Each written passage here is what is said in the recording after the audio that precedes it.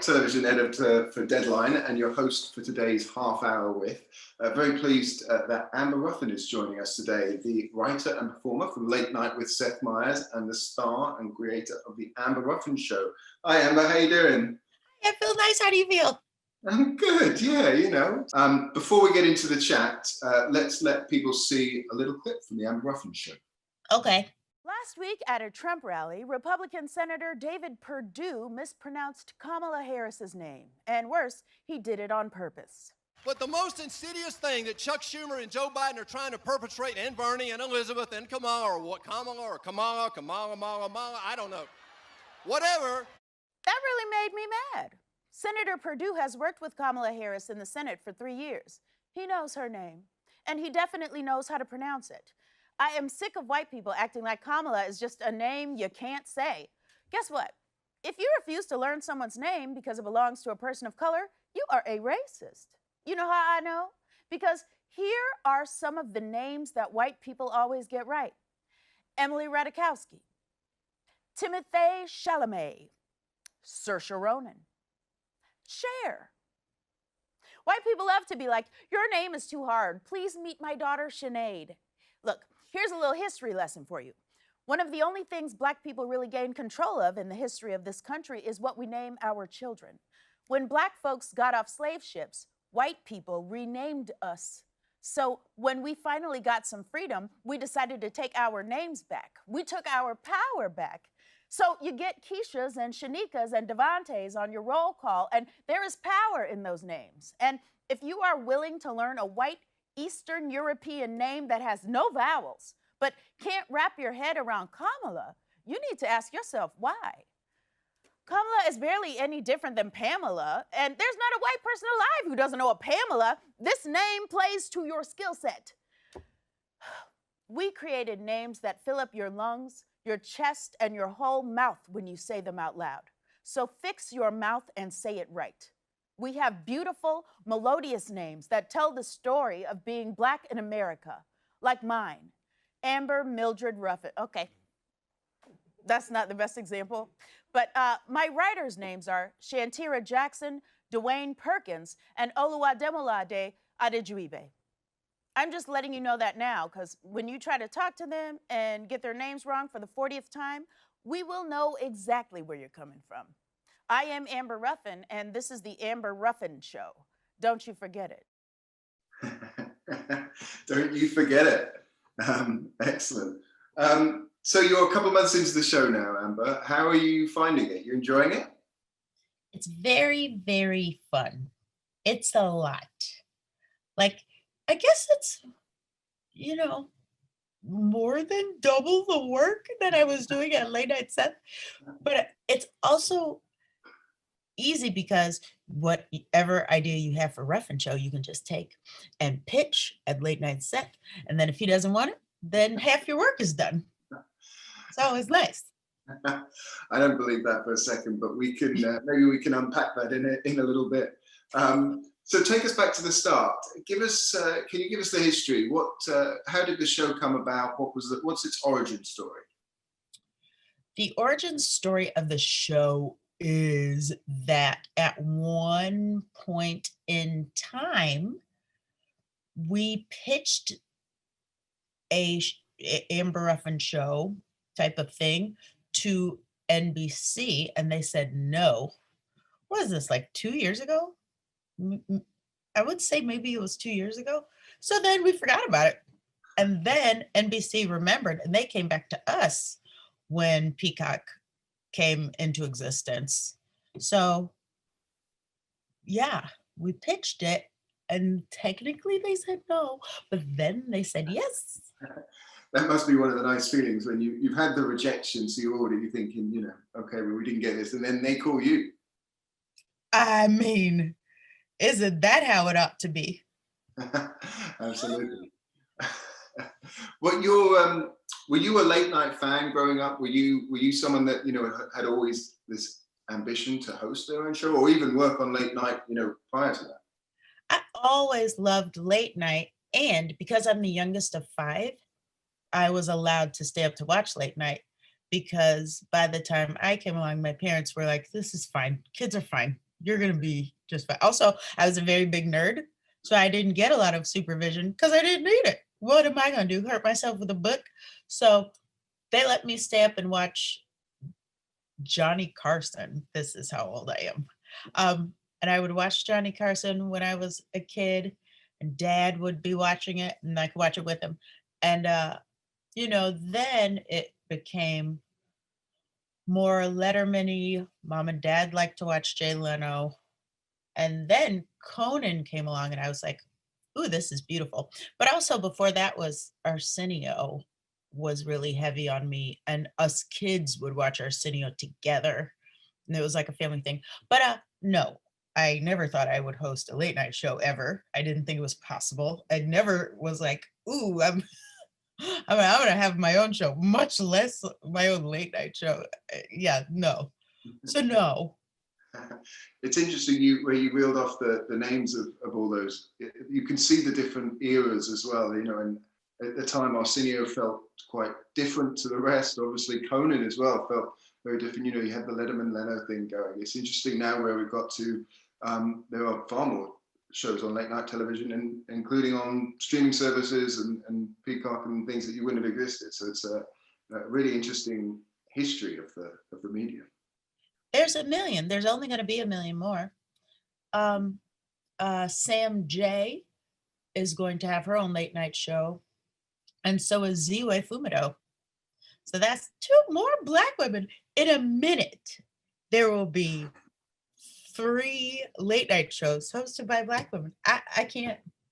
It's the most exciting thing that's ever happened to me. You described the show in a way that I think is almost its best pitch. It's smart jokes about the election and dumb jokes about farts. And if you throw in a little bit of singing and dancing, it feels like you've got the Amber Ruffin show, right? That's right. Thank you for calling it dancing. There was shuffling of feet. Movement. Rhythmic movement is the best you can call it. But I mean, talking of that, there is a highbrow, lowbrow element to that, and then a variety element to that. Talk me, was that always the intention? That was always what you were looking when you pitched the show that NBC didn't take first and then came back to you on? Yes, it was always a lie. The show is a lie. We call it a late night show. It's always been a variety show. It'll always be a variety show. We knew it was a variety show when we pitched it as a late night show, but now we're too far along. So too bad. And then you referenced it there or joked about Late Night with Seth Meyers, but genuinely, how do you balance that, and how do you decide what goes on the Amber Ruffin show and what goes on late night? Obviously, you've had some bits on late night recently. I wondered, something like the Melania Trump sketch or the Little Doof sketch could have quite easily been on the Amber Ruffin show, but what Seth, what talk me through that process? Is there a process there? No, there's not a process. It's when do I come up with the idea?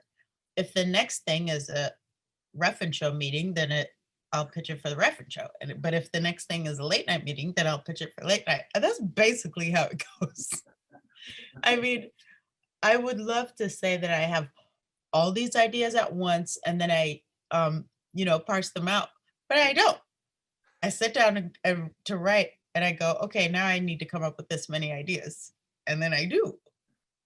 But I don't like the concept of saving good ideas. I reject that concept completely.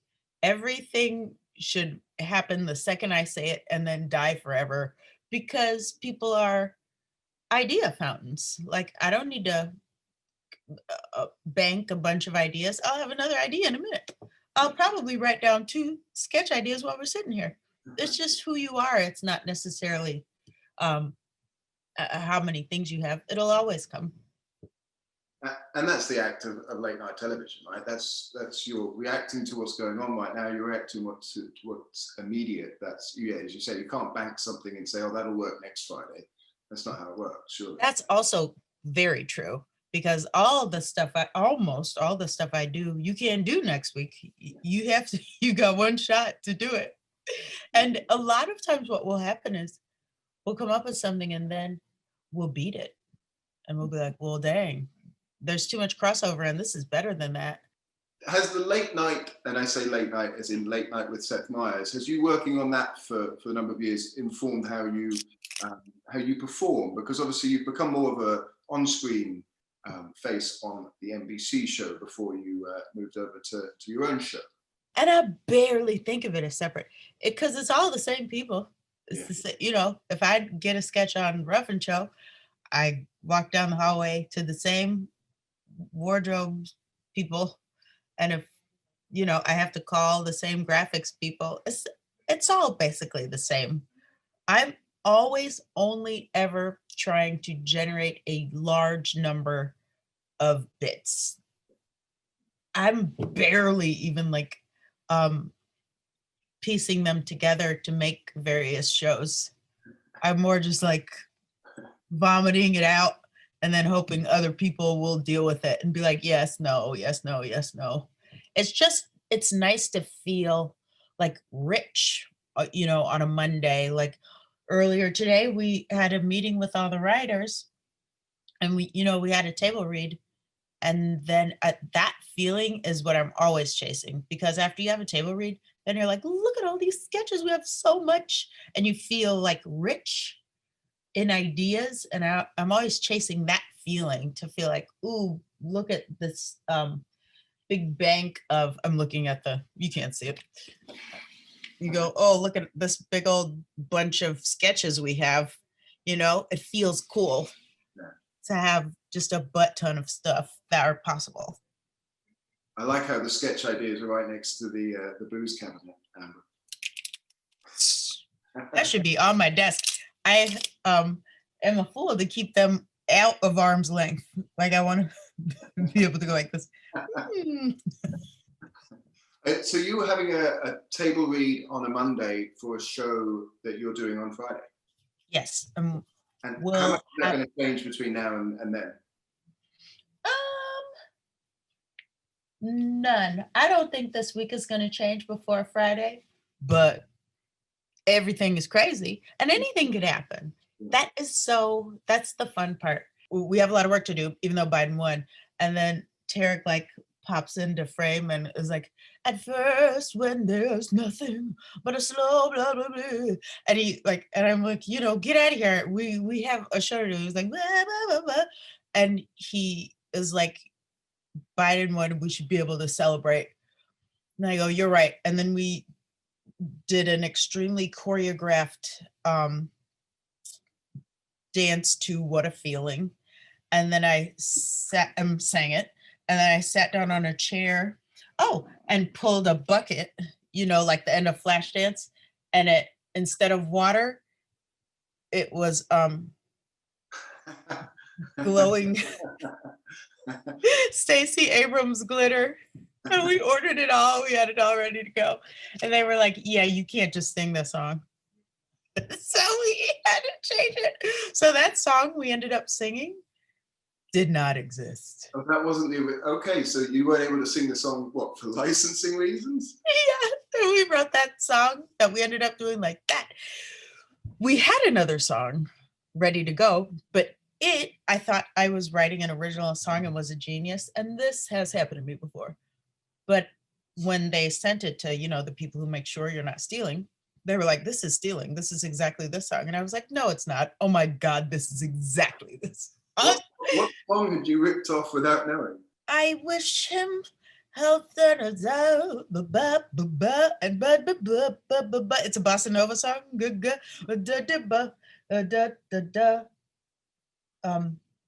I wish you love. Remember that song? It's very old. Yeah. So I'm not putting age on this, Amber, because I think we're about the same age, but I don't remember the song. But I'll take the word for it. Maybe it's from the 60s, if that. Like it's an old, never was a standard.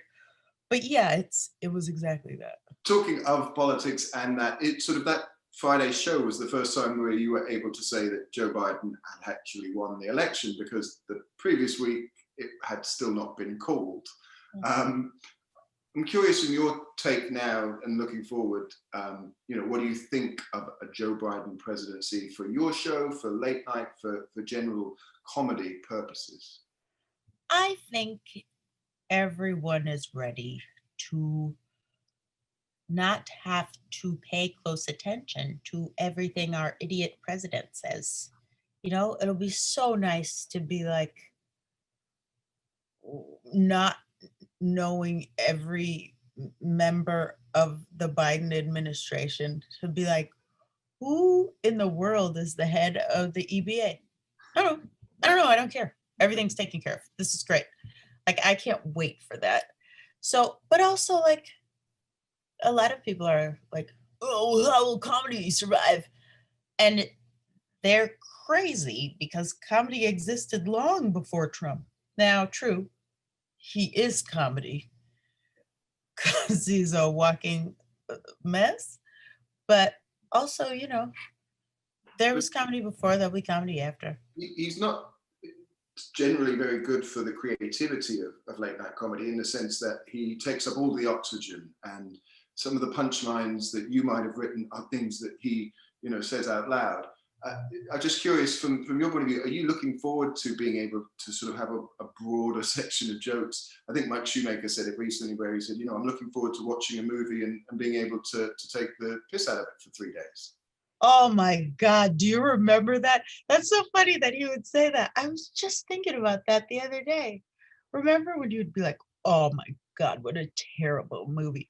Who cares? I don't have it in me to care about anything, because you wake up terrified, and then the second you get calm, you turn on the TV and he's like, let's kill babies. And you're like, what? And you go back to being insane. And you can never calm down to the point where you can enjoy television kind of movies. And in that regard, his not being president anymore will be good for us, because it's nice to just fall into a show and enjoy it. I'm remembering, but it's been 4 years. Maybe I'm remembering it wrong. You can go back to taking the piss out of the president's suit, or the color of the president's suit. Can't wait for Joe Biden to wear a weird suit. I'm gonna roast his ass so bad. Oh, see, that's a good sketch idea. Note to self: Joe Biden tan suit. Yeah. I get the impression, your show is quite silly, but I also get the impression all of late night might become a little bit sillier because of that. Because of there's not going to be as much for to talk about. Yeah, we're itching for a little bit something silly, and we shouldn't it. The weird part is feeling like, well, if I don't say this out loud, no one is going to say this out loud, which is sad and dumb. It shouldn't, I shouldn't feel like this has fallen to me. That's insane. I'm some goofus, Madoofus. How in the world has it fallen to me to go on TV and say out loud, this is crazy gaslighting, this is inciting racist violence, I have to be the one to say this is nuts. That's nuts. Given that Peacock is a digital service, are they giving you that sort of information? Are you aware of who's watching the Amber Ruffin show?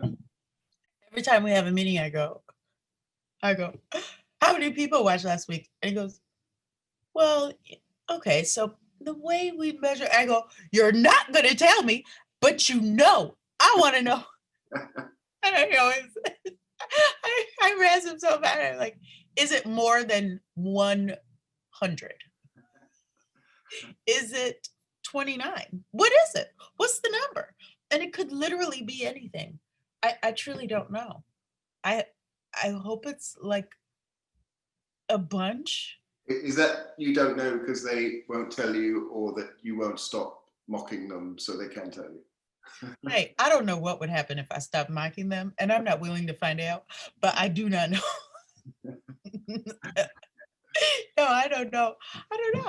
They would not tell me. And the reason they won't tell you is because, well, I don't know what the reason is, but I assume part of it is because they don't want you running around telling everybody. And you can't tell me anything. I'm going to run around and tell everybody 100%. So they're right. What you're saying is, had they told you, you would have told all of us. Yes. Yeah. Yeah. They're probably wise not to. Yeah. Having said that, is there any difference to working for Peacock than NBC? It doesn't really feel like it on the show. Are there anything that's different to this medium than the linear form? Yes, you do not have to meet a time on Peacock because it airs when it's going to air. They let it, it can be long or short, and they're fine with it. So that's really nice. So then you're really spoiled. And we got to experiment with, the first act is long and then the second act is long. No, that's crazy. The first act is short and then the second act is long. Okay, that's fine. So we got to tool around with it. So we really are lucky in that way. Because I see them running around freaking Shoemaker and Seth talking about, we need 2 minutes. We're 2 minutes over. And I think that's crazy. And I hopefully will never have to worry about that. Wait till you get put on NBC, Amber, and then you'll be running I'll be around. like, we're as long as we are long. You deal with it. And then every night the show will just cut off with me being like, so our next, and then it's over. Well, I think that's a perfect place to end this. Thank you very much for joining us. Good luck with the show. I hope everyone here tunes in, and good luck with the dancers. Thank you. So if you have any dancing talent, please email me at, I'm just kidding. Oh, I'm kind of kidding. Amber, thank you, and thanks to Peacock.